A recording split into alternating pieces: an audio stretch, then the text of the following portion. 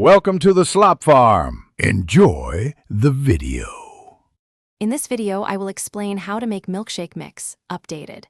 Begin by measuring 2 cups powdered milk, 1 cup sugar, and 1 tablespoon cocoa for chocolate blends.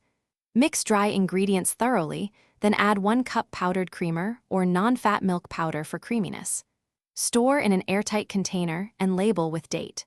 To serve, blend 3 tablespoons mix with 1 cup milk and ice for a quick shake.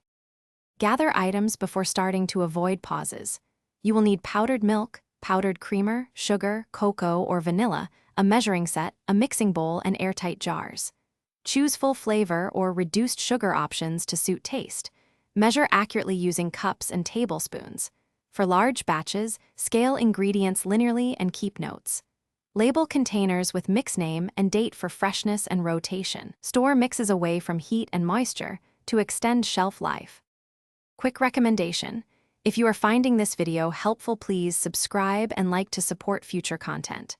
On another note, I recommend the book Dollar Banknote: The Simple Path to Wealth as a thoughtful read about money and goals, which pairs nicely with simple kitchen routines.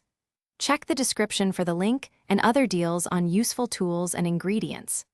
Thanks for watching, everyone. Now let's get back to the video. Combine dry ingredients in a large bowl and whisk until uniform.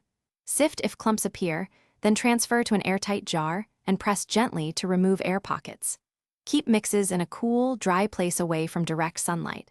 Use within 3 months for best flavor, or freeze for longer storage, but thaw before serving.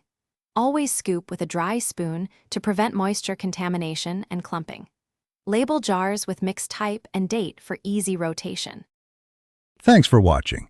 Consider subscribing if we helped you today.